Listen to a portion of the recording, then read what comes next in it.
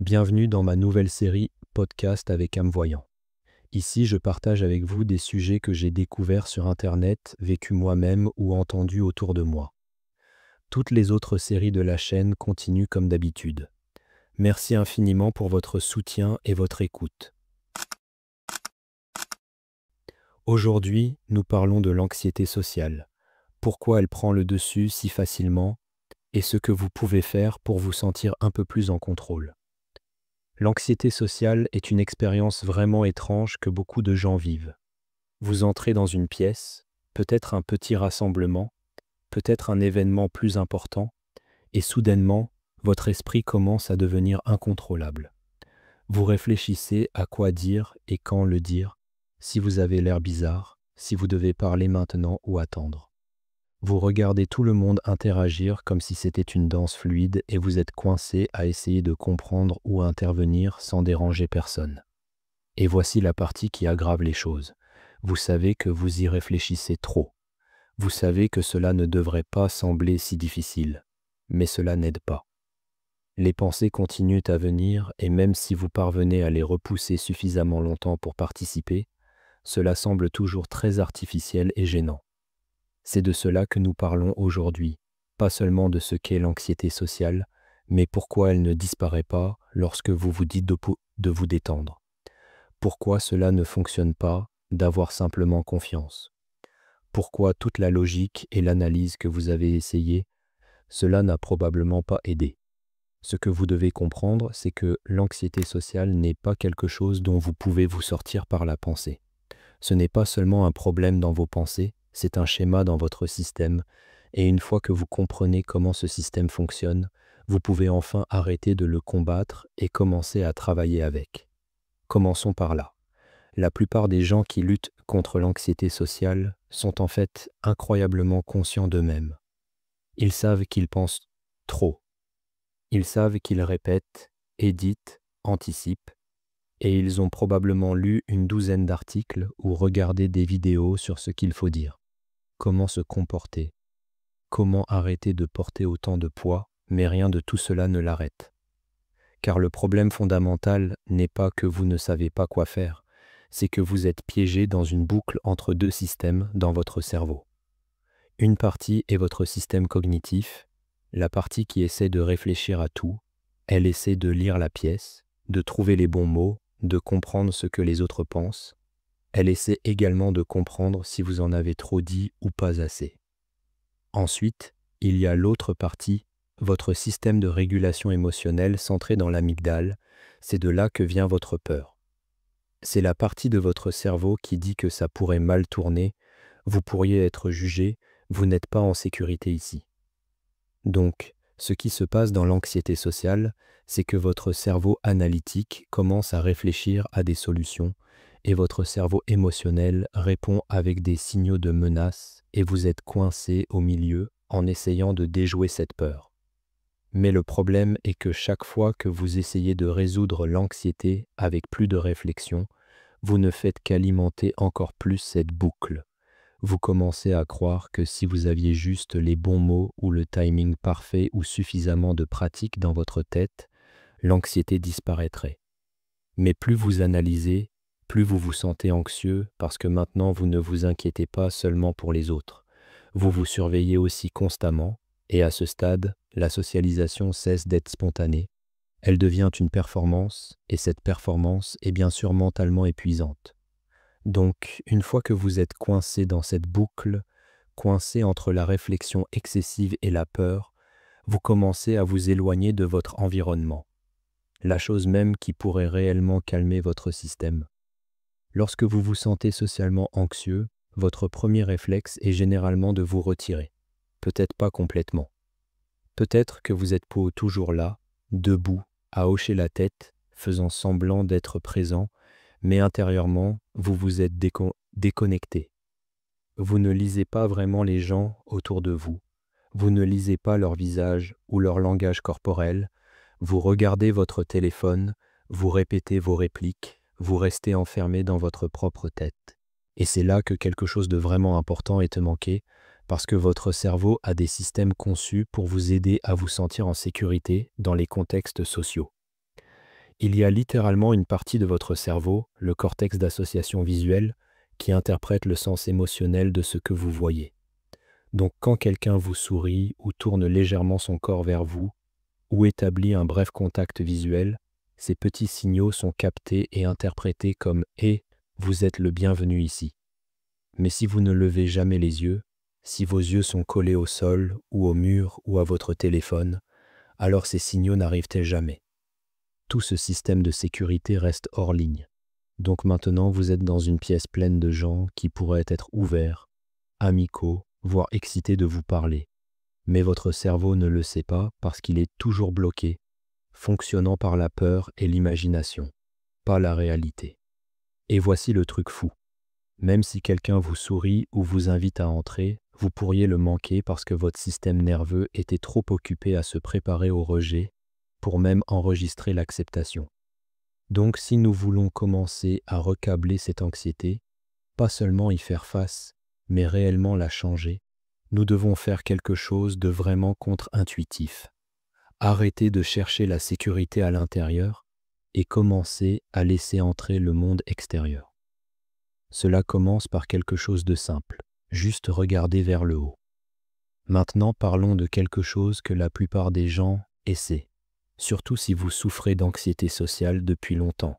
Vous avez probablement développé cette habitude d'essayer de vous calmer au milieu d'un moment d'anxiété. Vous vous êtes probablement dit des choses comme « c'est bon, je réagis de manière excessive, personne ne fait même attention à moi ». Et même si cela semble utile, cela ne fait généralement pas grand-chose. Car voici le problème. Votre cerveau anxieux ne fait pas confiance à la logique, pas sur le moment. Il ne cherche pas d'explication rationnelle, il cherche des preuves que vous êtes réellement en sécurité, et ces preuves ne viennent pas de l'intérieur de vos pensées. Elles viennent de ce que vous percevez. Donc, quand quelqu'un vous sourit, quand vous entendez un ton amical, quand quelqu'un tourne légèrement son corps pour vous inclure dans le groupe, ce sont des signaux que votre cerveau comprend comme « si vous allez bien ici ». Mais quand vous êtes coincé dans votre tête à essayer de rationaliser votre chemin, votre cerveau continue de tourner parce qu'il n'y a pas de nouvelles informations. Vous exécutez une boucle de rétroaction sans aucune entrée extérieure. Donc au lieu de compter sur le réconfort interne, ce que nous devons vraiment faire est de commencer à nous connecter aux signaux externes. Demandez-vous, qu'est-ce que je vois? Que disent beaucoup les visages des gens? Quel est le ton dans la pièce? Y a-t-il un signal que je peux capter qui me dit que je ne suis pas rejeté? Ce genre de perception est ce qui commence à construire une véritable sécurité, pas seulement une idée de sécurité, pas seulement un discours d'encouragement, mais quelque chose que votre cerveau peut réellement ressentir. Passons maintenant de la pensée et de la perception à quelque chose d'encore plus primordial, votre corps, car l'un des outils les plus négligés pour gérer l'anxiété sociale est la posture. Et il ne s'agit pas de se tenir droit pour avoir l'air confiant, il ne s'agit pas de feindre la domination ou d'essayer de paraître alpha, il s'agit d'envoyer un message à votre système nerveux. Voici comment cela fonctionne. Lorsque votre corps est voûté, lorsque vos épaules sont rentrées et que votre regard est bas, votre cerveau interprète cela comme une réponse à une menace. Il assume que quelque chose ne va pas, que vous vous cachez, que vous êtes sous pression. Mais lorsque vous ouvrez doucement votre poitrine, roulez vos épaules en arrière, relevez simplement la tête légèrement, cela dit à votre système « Eh, je pense que nous allons bien ». Et ce n'est pas seulement psychologique, c'est physiologique. Parce que lorsque vous vous levez ou vous asseyez plus ouvertement, vous donnez également plus d'espace à vos poumons. Vous respirez plus profondément, surtout à l'expiration, et les longues expirations aident à calmer le système nerveux sympathique, celui responsable de votre réaction de combat ou de fuite. Alors voici un exercice simple. Avant d'entrer dans un contexte social, posez juste une seconde. Imaginez casser un petit œuf entre vos omoplates, juste assez pour les rouler doucement en arrière. Prenez une grande inspiration et expirez lentement. Une fois que votre posture change, votre esprit peut suivre, non pas parce que la situation a changé, mais parce que vous avez changé la façon dont votre système l'interprétait. Donc une fois que votre corps commence à se détendre, même juste un peu, Que faites-vous ensuite? Pour la plupart des gens, c'est là que les choses deviennent délicates, parce que lorsque votre corps s'ouvre, votre conscience commence à revenir, et soudain vous réalisez que vous êtes entouré de gens et que le contact visuel semble être la dernière chose que vous voulez faire. Cela peut sembler révélateur, comme si vous regardez quelqu'un dans les yeux. Il verra à quel point vous êtes nerveux ou à quel point vous vous sentez mal à l'aise ou que vous n'êtes pas à votre place. Mais voici le truc. Éviter le contact visuel ne vous cache pas seulement des autres, mais surtout, cela vous cache les autres. Et lorsque votre cerveau ne peut pas lire les visages qui vous entourent, il n'a d'autre choix que de remplir les blancs avec les pires scénarios. Repensons donc le contact visuel comme un moyen de collecter des informations, un moyen de vérifier votre environnement et de donner à votre cerveau les données dont il a besoin pour se sentir un peu plus en sécurité. Commencez petit. Vous n'avez pas besoin de fixer du regard, vous n'avez pas besoin de maintenir de longs contacts visuels. Une seconde suffit. Si quelqu'un parle en groupe, regardez son visage pendant une seconde ou deux. Si vous êtes dans une conversation en tête-à-tête, essayez d'incliner légèrement votre corps pour que cela ne soit pas trop intense et laissez simplement votre regard croiser le sien de temps en temps. Ce que vous faites à ce moment-là n'est pas d'essayer d'être charismatique ou confiant. Vous laissez simplement votre cerveau voir quelque chose de réel. Un sourcil levé, un sourire détendu ou un hochement de tête subtil sont tous des signaux que votre système nerveux peut interpréter, mais seulement si vous lui donnez la chance de regarder. Sourire est une autre chose que vous pouvez faire qui semble extrêmement simple, mais qui change tout en réalité. Sourire est efficace non pas parce que cela vous fait paraître amical, ni parce que cela incite les gens à vous aimer, mais parce que cela déclenche un changement en vous et chez les gens qui vous entourent.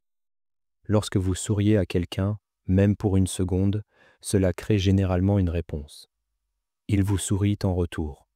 Leurs muscles faciaux s'assouplissent et lorsque cela se produit, votre cerveau le détecte. Il enregistre le reflet. Il voit la chaleur et l'interprète comme une sécurité sociale. Et nous ne parlons pas d'un grand sourire forcé. C'est juste un bref et doux sourire. Quelque chose d'assez petit pour sembler réel, mais assez grand pour être vu. Alors, pensez au sourire non pas comme quelque chose que vous devez faire, mais comme quelque chose que vous pouvez essayer, en particulier dans des situations neutres. Commander un café, croiser quelqu'un dans le couloir, interagir avec un vendeur. Le but n'est pas de simuler quoi que ce soit. Le but est de s'entraîner à ouvrir la porte à la connexion, juste un tout petit peu à la fois. À ce stade, vous pourriez avoir l'impression que les pièces commencent à s'assembler. Vous commencez à comprendre ce dont votre cerveau a besoin. Pas plus de réflexion, pas plus de pression, mais des signaux du monde réel qui indiquent la sécurité. Mais c'est là que beaucoup de gens tombent dans le piège suivant. Ils essaient de mettre en œuvre tout cela en même temps pendant des situations à enjeu élevé, comme décider soudainement de faire toutes ces choses juste avant un rendez-vous important, un entretien d'embauche ou une fête pleine d'étrangers. Et bien sûr, cela ne se passe pas bien parce que votre système nerveux n'est pas prêt pour ce genre de demande sous pression. Donc au lieu de commencer en grand, vous devez commencer petit, vraiment petit. La prochaine fois que vous êtes dans une épicerie, établissez un contact visuel avec le caissier pendant juste une seconde. Lorsque vous marchez dans votre quartier, offrez un petit sourire à quelqu'un qui passe. Lorsque vous faites la queue, prenez une grande inspiration et expirez lentement. Ces petits moments peuvent sembler trop petits pour compter, mais c'est exactement comme ça que votre système nerveux apprend. C'est comme soulever des poids légers à la salle de sport.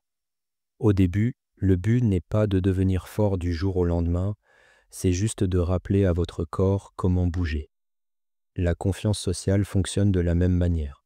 Vous la construisez en faisant quelque chose de petit et gérable encore et encore, jusqu'à ce que votre corps commence à le reconnaître comme sûr. Et plus vous faites de répétitions dans des situations neutres, plus il devient facile de porter ce calme dans les situations qui comptent vraiment pour vous, parce que votre cerveau saura déjà « je l'ai déjà fait et je peux gérer cela ». Donc vous pouvez régler votre anxiété sociale non pas en devenant sans peur, non pas en étant parfaitement confiant, mais en construisant une nouvelle relation avec votre corps, vos sens et votre environnement. Alors commencez là où vous êtes.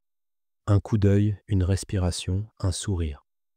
Et voyez ce qui commence à s'ouvrir lorsque vous arrêtez d'essayer de contrôler chaque résultat et commencez à donner à votre système l'espace pour vous sentir à nouveau en sécurité. C'est ainsi que vous revenez à vous-même. Si une partie de cela a résonné en vous, si quelque chose a cliqué ou si vous avez reconnu un schéma dans lequel vous êtes coincé depuis un certain temps, laissez un commentaire et faites-le moi savoir. J'aimerais vraiment savoir ce que cela a fait ressortir pour vous et si vous avez déjà essayé l'une de ces stratégies. Et si vous travaillez sur l'anxiété sociale en ce moment, rappelez-vous simplement qu'il ne s'agit pas de vous réparer du jour au lendemain, il s'agit de commencer là où vous êtes, de faire attention à ce qui se passe dans votre corps et de vous donner la permission d'être présent même lorsque c'est inconfortable. C'est le travail. Ne pas être sans peur, ne pas être parfait, juste apprendre à être ici dans le monde sans avoir à vous battre avec vous-même à chaque fois. C'est tout pour aujourd'hui sur le podcast avec âme voyant. J'espère que cela vous a donné matière à réflexion. Prenez soin de vous et je vous verrai dans le prochain épisode.